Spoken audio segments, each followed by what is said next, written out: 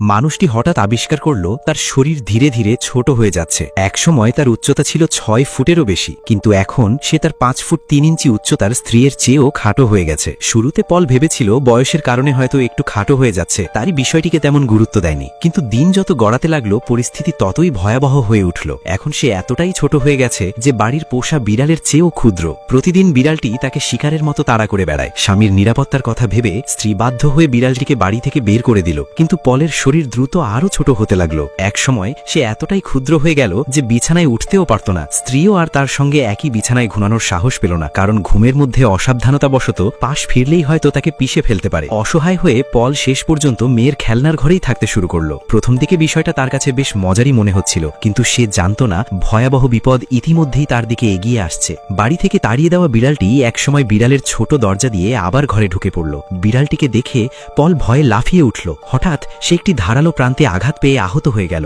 রক্তের গন্ধ মুহূর্তেই বিড়ালটির শিকারী প্রবৃত্তিকে জাগিয়ে তুলল। নিজেকে বাঁচানোর জন্য পল একটি বড় পিন হাতে তুলে নিল অস্ত্র হিসেবে, কিন্তু বিড়ালের কাছে সেটি কোনো হুমকিই ছিল না। বিড়ালের আক্রমণ থেকে পালাতে গিয়ে পল অসাবধানতাবশত একটি ফাঁক দিয়ে নিচতলার বেসমেন্টে পড়ে গেল। সে মরিয়াভাবে স্ত্রীর কাছে সাহায্য চাইতে লাগলো, কিন্তু তার শরীর এতটাই ছোট হয়ে গিয়েছিল যে স্ত্রী তার কণ্ঠস্বরই শুনতে পেল না। এদিকে স্ত্রী যখন দেখল বিড়ালটি আবার বাড়ির ভিতরে এসেছে, তখনই তার মনে এক অশুভ আশঙ্কা জেগে উঠল। আর কিছুক্ষণের মধ্যেই সে বুঝতে পারল ভয়ঙ্কর কিছু একটা ঘটে গেছে। জ্যাকের স্ত্রী ভেবেছিল তাকে হয়তো বিড়ালটি ইতিমধ্যেই খেয়ে ফেলেছে, তাই সে বিড়ালটিকে তাড়া করতে করতে উপরতলায় ফিরে গেল। জ্যাক অসহায়ভাবে শুধু দেখল তার স্ত্রী ধীরে ধীরে দূরে সরে যাচ্ছে। বেসমেন্টের অন্ধকারের চেয়েও গভীর এক হতাশা তাকে চারদিক থেকে গ্রাস করে নিল। সে মেঝেতে পড়ে থাকা কারও ফেলে যাওয়া একটি ছেঁড়া কাপড় টেনে নিয়ে নিজের গায়ে জড়িয়ে নিল। ধুলো আর শীতের মধ্যে সে কাটিয়ে দিল সেই প্রথম রাত, যে রাতে মনে হচ্ছিল পুরো পৃথিবী যেন তাকে ভুলে গেছে। পরদিন সকালে হঠাৎ মেয়ের ডাক শুনে জ্যাকের ঘুম ভাঙল। সে বুঝতে পারল এখন তাকে বাঁচানোর সম্ভাবনা হয়তো একমাত্র তার মেয়েরই আছে। তাড়াতাড়ি সিঁড়ির কাছে দৌড়ে গিয়ে সে মেয়ের নাম ধরে চিৎকার করতে লাগলো, কিন্তু তার কণ্ঠস্বর এতটাই ক্ষীণ ছিল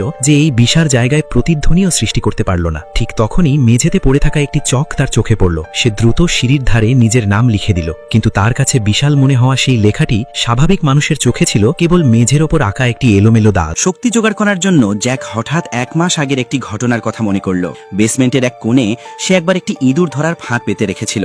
সেখানে টোপ হিসেবে রাখা পনিরটি এখন তার একমাত্র খাবারের উৎস। সে একটি পেরেক তুলে নিয়ে জোরে ফাঁদের সুইচে আঘাত করল। ভাগ্যবশত ফাঁদটি ছিটকে উঠলেও তার কোনো ক্ষতি হলো না। এরপর জ্যাক যখন ক্ষুধার্তের মতো পনির খেতে ব্যস্ত, তখন তার পেছনে একটি বিশাল আকৃতির মাকড়সা নিঃশব্দে এগিয়ে আসছিল। ভাগ্য ভালো, আক্রমণের আগেই জ্যাক বিপদের আভাস পেয়ে গেল। সে হাতে থাকা অস্ত্র উঁচু করে মাকড়সাটিকে সরে যেতে ইঙ্গিত করল। হঠাৎ এমন প্রতিক্রিয়া দেখে মাকড়সাটিও ঘুরে পালিয়ে গেল। এই ঘটনার পর জ্যাক উপলব্ধি করল যেসব